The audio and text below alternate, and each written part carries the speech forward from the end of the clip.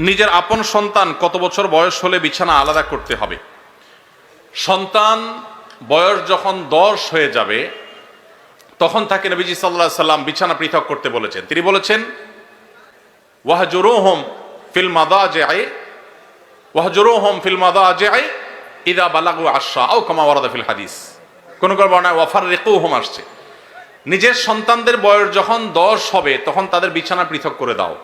এক কম্বলে এক কাঁথার নিচে দুজন ঘুমাবে না, তখন আলাদা আলাদা হবে। যদি বিছানা পৃথক করা বলতে আলাদা খাট আলাদা চকিতে শোয়ানোর মতো আর্থিক সঙ্গতি না থাকে, তাহলে একই কক্ষেও যদি থাকে তো মাঝখানে পার্টিশন থাকবে, কোলবালিশ জাতীয় কিছু থাকবে, আলাদা কম্বল কাঁথা থাকবে, একই কাপড়ের ভিতরে বা একই কাপড়ের নিচে ঘুমাবে না। এটা নানাবিধ অনাচারের পথকে উন্মুক্ত করে। আরো আগে থেকে যদি বাচ্চাকে অভ্যাস গড়ে তোলা হয় সেটা সবচেয়ে ভালো।